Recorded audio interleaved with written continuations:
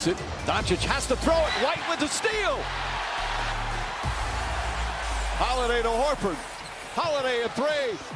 Bang! Jrue Holiday from downtown. Lead back up to 11. If the NBA Finals had ended on Sunday night, my vote for MVP would have gone to Jrue Holiday, who has continued this season to prove what I have long said, and that is that he is only a role player if you define his role as anything his team needs on a given night to win. Let us count the ways he is doing that in this series alone. Holiday led the way in Game 2 with 26 points on 11 of 14 shooting, with 11 rebounds and 0 turnovers. In so doing, he became the first guard with 25 points, 10 boards on 75% shooting in any finals game in the entire shot clock era. Michael never did that. Magic never did it. Not Kobe, not Jerry West. Jrue Holiday. For this series, he has 38 points and 0 turnovers. Only Michael Jordan ever had more in the first 2 games of any finals without turning it over. In fact, for the entire playoffs, Holiday is 51% from the floor, 40% from 3, and 95% from the line. He is on pace to post the first 50, 40, 95 postseason ever. But wait, there's more. Holiday has also dominated his matchup against Kyrie Irving on the other end of the floor. Kyrie averaged 27 against Minnesota's #1 defense in the West Final. Against Holiday, he has scored 6 points on 8 shots. He has taken the 3rd most shots of anyone in this series and scored the 8th most points. But that is nothing new for Holiday, who has been all defense 4 straight years. By the way, when he won the title with Milwaukee, he had the best plus-minus in the finals, as he does again now. So, on this, his 34th birthday, here is a salute to Jrue Holiday. If that guy is a role player, he is the best one the league has seen in a very long time.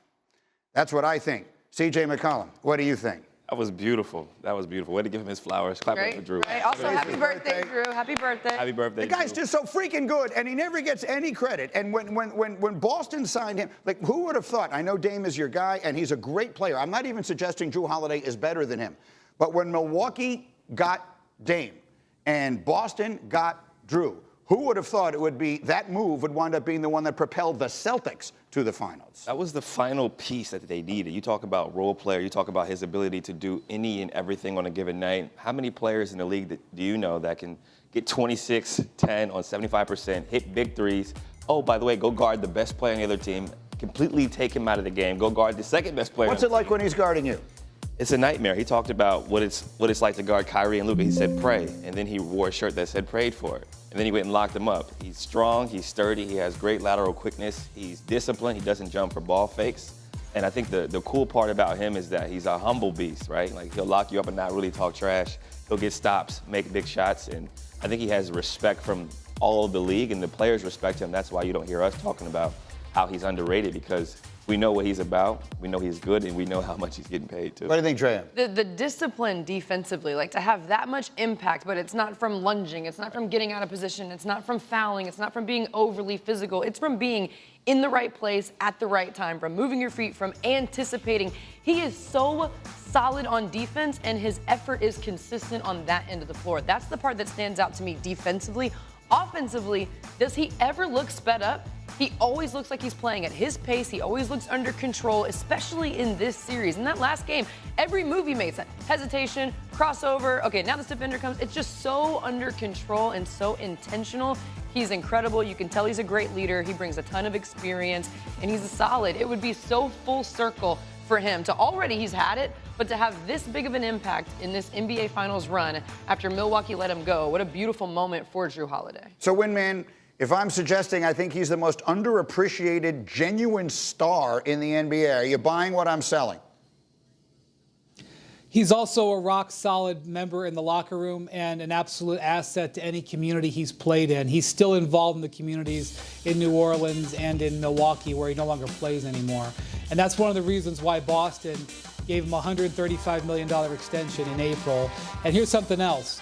He was an all-star last year. He arguably had the best season of his career offensively last year for the Bucks, which is one of the reasons why Boston was just so crazy to get their hands on him. But he had a lot smaller role this year. He averaged 6 or 7 fewer points, and he never complained once. He was rewarded with the contract, but he never complained once. His 2 highest scoring games of the season in the conference finals and game 2 of the NBA finals. Yeah, because he does it when it's needed and doesn't worry about not being the guy to get the shots up when it isn't needed. He's about winning. That's my point. And I keep hearing people refer to him as a role player. Here's my argument. All right, a role player. There are a lot of great role players in the NBA. Guy who he shoots threes, that's his role. Gets all the rebounds, that's his role. Lockdown defender, that's his role. You're not a role player to me if you do everything well, which he does. He's just an unsung star in the NBA. I voted for him All-NBA twice, and so far he's never made one of those teams, and I 100% believe he should. He's a complete player. I mean, I think star is a great way to put it. He is a star, and that's the thing about this Boston team. When we talk about Jason Tatum struggling with efficiency from the field, he can do that because there are stars around him, Jrue Holiday being one of the biggest ones. He was the perfect piece. That's why they went and got him. That's why he's doing so well. And I think for Jrue Holiday, he's a star in all of these roles because that's what they're asking him to do on any given night. Right. But if he was just tasked with the role of scoring, he could go get you 20 to 25 a night with ease with 7 or 8 assists. But he's tasked with the role of doing everything every night. Yeah, again, I would vote for him for MVP of this series so far, and there's a long way to go. And we'll see what winds up happening. You mentioned Tatum. Very quickly, do you believe that the Celtics can continue to win if he doesn't start scoring more efficiently and just flat out more? I do. I do think Boston can still win. Even without Porzingis? Well, Porzingis gives me a little bit of a pause, but they're still that good. Like, They have that much talent on the floor. They have that much depth. They have that much scoring power. We just talked about Jrue Holiday. He could be the one that steps up consistently with Kristaps Porzingis being limited. Jrue Holiday could step up and take on that scoring role. The biggest thing about Jason Tatum for me is he continues to create for his teammates around him, as long as he is creating, playing aggressive. We just talked about this when it came to Kyrie Irving. Watch the plays here. As Jason Tatum gets into the paint, these are big moments in the game. They're down 1. He gets an and-1 finish at the rim. They're down 1 again. He gets an and-1 finish. He finds his teammates hunting the paint, getting to the restricted area, playing with his head up, and kicking the ball out. As long as he's playing aggressive and playing with confidence, Boston can win because they're that good. Yeah, he's playing well. He's not playing badly. He's just not dominating the games offensively, and sometimes people just look at those numbers. We can put the picks up, Cindy, on the screen. Everyone here who is making picks likes Dallas tonight in a game they need. Wendy covering this series, not making picks. Quickly, Wendy, what is the single biggest factor in the game tonight? What's the #1 element you're looking for? Obviously, you got Kyrie Irving. He has got to step up and have a more impactful game. If he does that, it changes the entire paradigm for Dallas, especially without Porzingis, because if Porzingis isn't in there, the Celtics' enormous margin for error shrinks. Kyrie has got to capture that territory and lift Dallas up on their home court.